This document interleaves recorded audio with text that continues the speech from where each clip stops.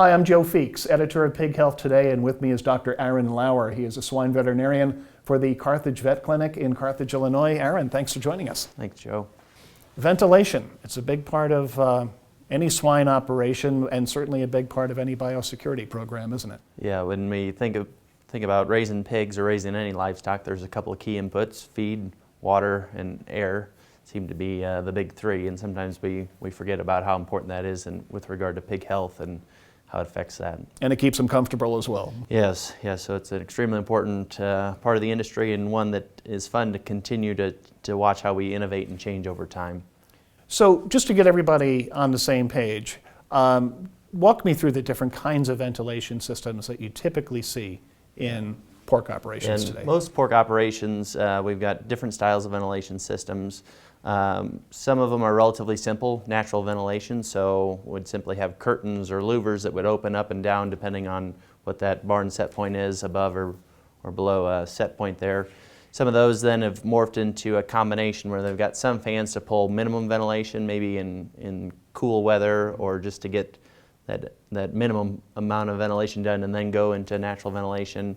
And then the industries continue to progress more to 100% mechanical ventilation, where we aren't relying on the outside ambient temperatures or wind speeds to control air quality within the barn, but everything is controlled by fans. Now, you gave a presentation at the 2017 American Association of Swine Veterinarians meeting on positive pressure ventilation. This apparently is a technology that had kind of fallen out of favor and then come back. Could you walk us through the history of it? Correct. For a period of time there, we started to control swine barns through positive pressure ventilation. And positive pressure ventilation is easier to control and get good airspeed and distribution in the barns. And so we started to build quite a few nurseries that way. What we found, though, is that the way that was designed, the fans blew and put positive pressure into the room. However, if you had an idle fan in the attic there, that positive pressure airspace would allow warm or humid air to go back up into the attic or pushed it into the sidewalls. So while the environment was quite good for the pigs, we found that we rusted out the trusses and the sidewalls quickly and had barn failures. And so that's why that style of ventilation quickly went out of favor. And what was the alternative? The alternative was to go back to just the straight up negative pressure ventilation. Okay. So that concept has been used, fell out of favor, and that's why it's been a little risky to put it back into new barn construction. And I would think it would also require a considerable investment. Yes, yeah, whether you're going to retrofit new barns or just take the leap in faith and put it into new barns. The reason that we've gone back and started to consider positive pressure ventilation is because the way that the swine industry tries to manage PRRS in area spread, we've had to move to filtration of barns, and we filter the incoming air into the barns in order to minimize PRRS transmission in that population. That technology is good, and it's well proven that it does effectively reduce PRRS transmission in the populations.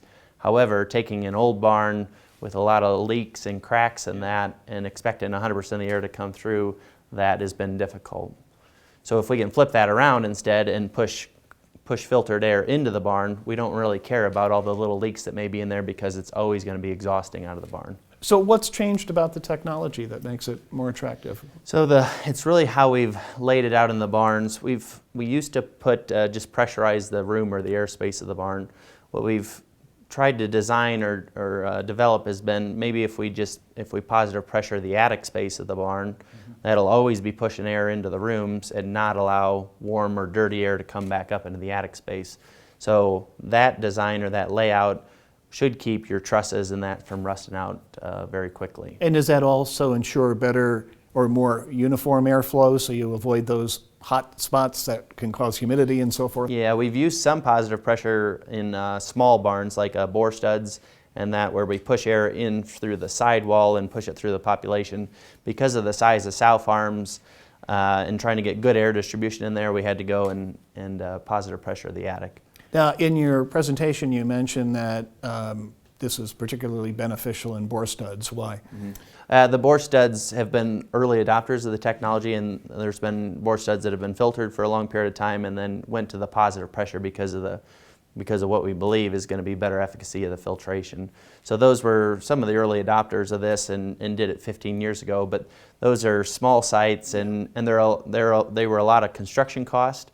And to translate that into large sites here with good air distribution and try and get construction costs down has been how we've changed the barn designs. So for producers who want to get into this, and they may have to take it a step at a time, where should they focus? Should it be on gestation? Should it be on the grower finishers? Yeah, generally we've been doing it in the sow farms only, just because the cost is quite a bit. So just the filters and the frames and that cost in that $75 to $90 a sow for the equipment, and then to do all the ventilation changes is really dependent on the age of the facility and how much upgrade needs to take place. So that can be anywhere from, say, $100 a sow to $300 a sow if you're doing it in a farm that's currently in production or progress.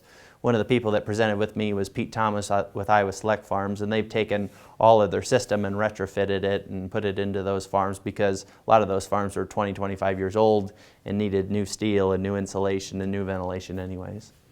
So now you've talked about PRRS. Is that the primary reason for wanting to do this? It seems to be the primary economic driver. We sure know that Mycoplasma can move via aerosol transmission, much like PRRS. It is not as common, and we also haven't taken as many farms Mycoplasma negative as we have PRRS negative. However, with the changing antibiotic regulations, you're seeing a big push in the industry to eradicate Mycoplasma from a lot of sow farm populations, so I think the technology will continue to be utilized there. With regard to other viruses, we would sure expect influenza virus. It would be somewhat effective for. We haven't built enough database and understand the transmission of that and really how do potentially barn employees transmit it. And then PDV has been another one that we've talked about, but I think the body of evidence continues to grow that PD doesn't move very much via aerosol transmission. Okay. You talked about the investment required to get this going in the sow barn. What sort of return and what sort of time period would producers be looking at to get this money back? Yeah, we see if a sow farm has a break history of breaking at least once every 3 to 5-ish years, then the return has been good to go ahead, spend the money and filter those farms.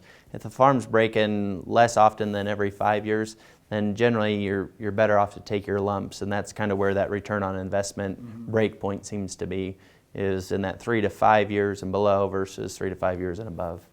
And are there studies showing that if you do put in this kind of system that you will reduce the incidence of PRRS by X%? There's been work done looking at large-scale projects, and the thing that's a little bit difficult is we've got to have a pretty good time lag, so the data will continue to get better with time. But initial work kind of looks like maybe it's 5 to 8 times less likely to break with PRRS after you filter than before, or whatever your previous break rate was. Where do pork producers find the money for this? I mean, do they just have to go to their bank and try to get together the funds, or are there special programs available to them to find the financing? Yeah, it's really for the internal system, and we can use a lot of the history to kind of say, all right, here's what it's been costing us, and make a pretty good decision. They're expensive projects, as we discussed before. They're anywhere from $200 to $300 a sow, and with a lot of these sites at 5,000, 6,000 sows, they're over $1 million type projects. So producers will generally get some short-term funding in order to cover that initial cost. And then there's some reoccurring costs because those pre-filters need to be changed, and the filters need to be changed with time. So it does add, we figure about $1 to $2 a pig long-term to the cost of the project, or to the cost of production. Now, what other structural changes should producers be looking at to enhance biosecurity?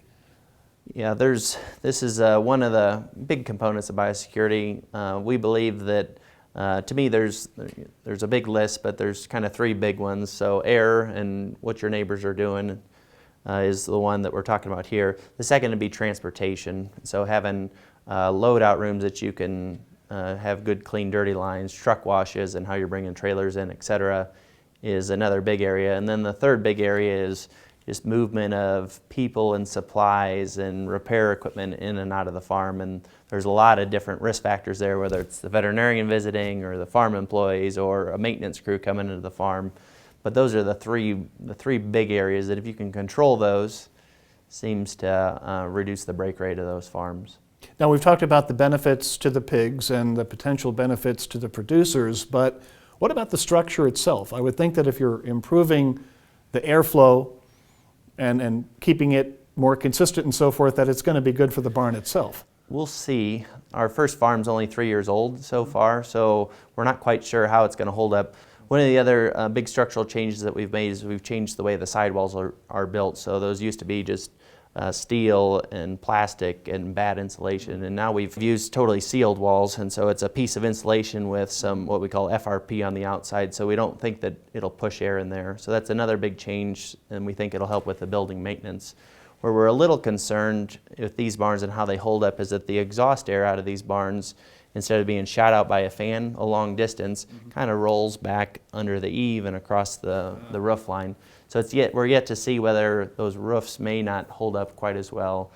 We think it'll be similar to negative pressure barns, and that's really why we changed to negative pressure barns, is because the building durability was so much better. So what we're hoping, we aren't expecting that it's going to be any better, but what we're hoping is that we get similar lifespan out of the building. Now, I'm talking with a veterinarian, but I get the sense that I'm talking with an engineer. Yeah. I mean, some of it's just our personal preference, and I really like building projects and thinking through ventilation, and it's really what do we need to do to help our producers manage health and cost and be competitive in the industry. And a big chunk of that is barn and facility design, making sure we aren't spending too much on it, and then we get it set up right in order to maximize pig growth. And it certainly helps on the health end Yes. of the Yeah. operation as well. Yeah, having good ventilation makes my job a lot easier. Fantastic. Okay, we've been talking with Aaron Lauer. He is a swine veterinarian for the Carthage Vet Clinic in Carthage, Illinois. Aaron, thanks again for all your time. Thank you.